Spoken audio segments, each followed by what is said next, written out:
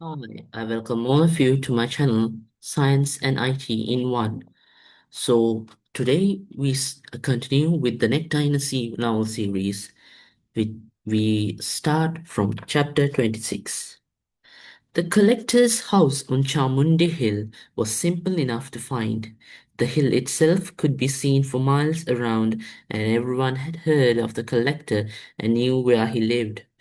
It was, as the doctor had said, a very fine house, taller than the young casuarina trees that grew near it, and so brilliantly white that it looked as if the painters had only just finished their work. Around the house and grounds, which stretched away on either side of the hill, ran a low compound wall.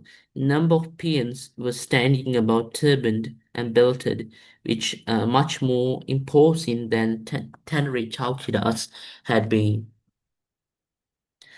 When he saw us approaching, one of the peons came up to us. No beggars are allowed here. We are not beggars. We have come for our son Murugan, who works here. The man's manner changed. He looked at us almost sympathetically and was about to say something, but changed his mind, instead swinging the heavy gate open for us and indicating that we should follow him. I will take you to his wife. The servants' godowns are at the back of the house. My son's wife, the girl we had never seen, my son who had been gone so long, a quiver excitement, that means a strange excitement, took hold of me. I felt myself trembling. Nathan beside me quickened his step. His excitement was a part of me too. This must go down, the man said, pointing, make yourselves known to her. I cannot wait. He was gone. The go down he had pointed to us, much the same as the one we had left, a small square room set in a row. Only here the row was much longer. There were some 10 or 12 godowns means shanty-like houses, almost like huts. The door stood open from which within came the sound of a baby's fretful cry. In the novel, we later find out how actually there is a hint how the baby is not actually of Murugan. Actually, it seems it is very possible that it can be guessed. Actually, it can be guessed that the baby is from an adulterous relationship Ammu had with another man. Come, Nathan said in a cracked voice, let us go in. But we could not, although the door stood open, for sudden shyness had set a strangle hold upon us, and the sense of intrusion was strong, and in the end we stood by the open doorway and called. A thin girl with untidy hair came out. The baby we had heard crying at her hip, a small boy clinging to her sari, stood staring at us with a slight frown. Who is it? What do you want? No smile, no welcome. Perhaps she thinks we are beggars, I thought. No wonder since we look it, and once more the humiliation of having nothing, not even a cooking pot, smote at me. We are Murugan's parents, Nalan said gently. You must be his wife. The girl nodded. So that unwelcoming nature brings uh, a quiet foreshadowing that they would be abandoned, that they would be ignored, they wouldn't be taken care of by the wife, by Ammu. The girl nodded, then recollecting herself, she drew aside so that we could enter, came after us, and stood biting her lip as if uncertain what to say. So she thinks of them as a sort of menace, burden. These must be our grandchildren, I said, trying not to notice her attitude. I have long wanted to see them. No doubt, the girl said, her lips twisting a little. So, no doubt means actually she's been quite sarcastic, and in fact, it is not their grandchild, it is of another man. So, she tried to say something, no doubt, and she tried to continue something, but she stopped in the middle and said, no doubt you want to see your son too. He's not here. Not here, Nathan repeated. I was told he was here. When is he coming back? I wish I knew, she replied. I do not think he will ever come back. What do you mean? Are you not his wife? What makes you say he will never return? He left me, she replied bitterly. He has been gone nearly 2 years. We had come a long way to meet bad news, and now it seemed there was neither going back, uh, no going forward. For what we had saved had been taken from us, so they had been stolen, they had been deprived of money. There was nothing more, nothing left to sell, neither youth nor strength left to barter. So this is bad news that they heard. I looked about the room in which my son's wife lived, and I knew that at any rate we could not stay here. Such resources as she had were not enough even for herself. They would certainly not stretch to cover our needs. Except for a small bowlful of rice, there seemed to be no other food in the place. The little boy was thin and hollow-cheeked. His mother looked worn and haggard and was obviously hardly able to feed the baby, who kept whimpering fitfully, the cry of hunger which is indifferent from the other cries of infants. Is there no way of finding out where he has gone? Nathan said at last. Perhaps if we tried. I have tried, Amu said brusquely. Brusquely means quite harshly. Do you think I haven't? He has left the city. Nobody knows where he has gone. There was about her a faint air of hostility, as if in some way she held us responsible for his defection. As indeed we are, I thought sadly. We gave him life, we should have taught him better. Yet, looking back, it was difficult to see how or where the mistake has been made. We had been there about an hour, perhaps less, when Amu rose. I must go to my work. It is late already. I shall be back at midday to feed the children. Stay till then. Do you go far? No, only to the house. I sweep and clean. It must be hard work, I said. You do not look very strong, and the house is a large one. She shrugged. I am not the only one. Besides, one must live. It is not everywhere one can earn 15 rupees a month and have a godown to live in free. The baby was still astride her hip. Now she arranged a few rags in a corner of the room and laid him down. Instantly he began to wail. Let me take him, I said. He may quieten down. As you wish, she said indifferently, picking him up and handing him to me. Of course you realize he has nothing to do with you. I mean, he is not your grandchild. So definitely she must be having a relationship with another man. That's why she has the guts to directly say this. Of course, one must live, she repeated, defiant, challenging, sensing reproach where none could be. For it is very true, one must live. At midday, as she had said, she came back. She had told us to wait, yet now her attitude said very clearly, you should not have taken me at my word. What I had said was in duty, and for no other reason.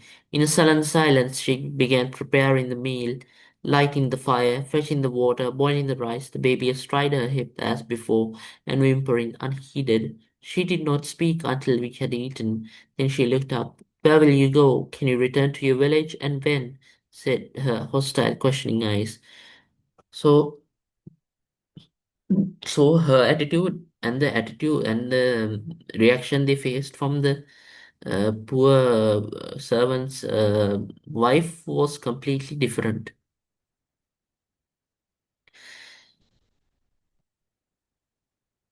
I cannot keep you here indefinitely. The sooner you go, the better. We must return to our village, Nathan agreed.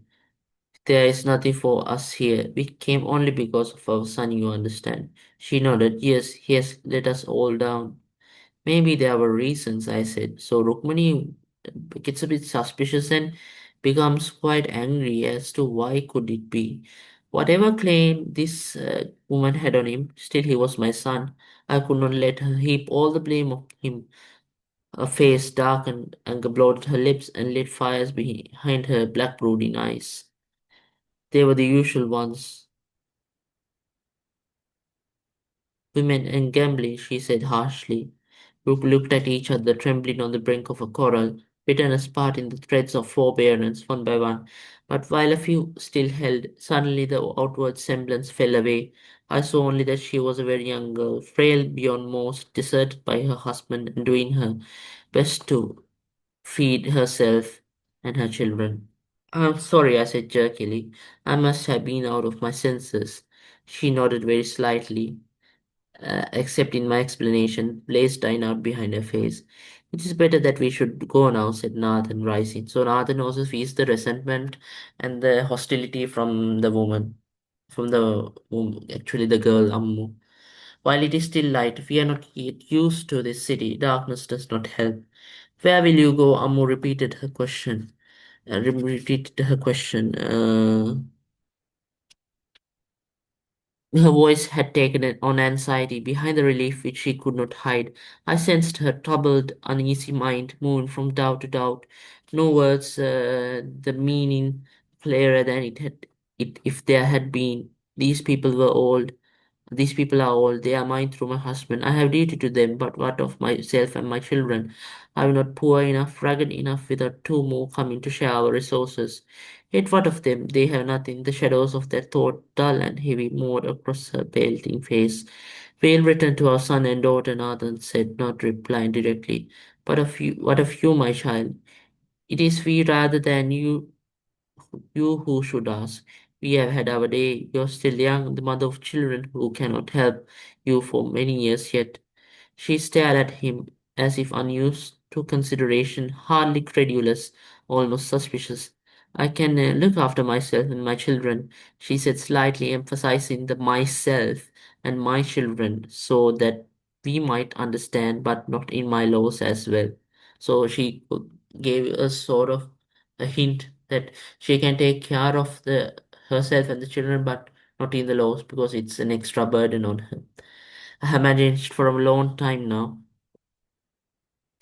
There's no touching this girl, I thought. Misfortune has hardened her, which is just as well. She will take many a knock yet. There seemed nothing more to say, so nothing left to keep us. Ammu had begun to fidget. Fidget means move restlessly as and like just shakily move her fingers until moving restlessly where she sat, pulling nervously at the fingers until the joint was cracked. I nudged Nathan, who was sunk in thought. We must go. Yes, yes, he said, starting. It is getting late. We looked again at our grandchild, who was part of ourselves, and at the poor little wife, who lay quietly now on the rag heap, and we said farewell. Ammu came to the door with us. Now that we were actually leaving, her manner became more cordial. The stiff unfriendliness she had displayed had gone with the fear that we might have come to stay. Take care of yourself, she said. Godspeed, and may you get home safely. Her lips were smiling. She brought the boy to the door to wave to us. Though we had known them so short a while, there was a melancholy in the parting. Maybe we shall never see them again, I thought sadly, which is in fact true. They never saw them again. And actually, Nathan was wasn't able to see the village even. He died in the city. I thought sadly, and I heard Nathan beside me heave a sigh, both of us absorbed in our thoughts. We did not understand the shouting we vaguely heard until one of the peons came running after us, puffing and angry. Are you deaf? He bawled. I have told you 3 times that servants are not allowed to use this gate. Yet you continue as you have not heard. We are not servants.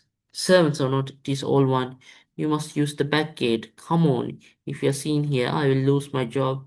We followed him. Some distance from the main gate was a smaller one, and to this he pointed. There, and remember to use it next time as well. There will be no, there will not be a next time, said Nathan gently, but we shall remember. So with that, we come to end of chapter 26, and this is a very sad chapter. We see how they arrive to bad news. They arrive to bad news in which they are not welcomed by Ammu. They are in fact abandoned. They are rejected by Ammu. So this is in fact a very sad fate that they had to face. So with that, we end chapter 26, and in the next video, we'll meet with chapter 27. So do like this video, subscribe to my channel, and click the bell icon for more notifications. Thank you.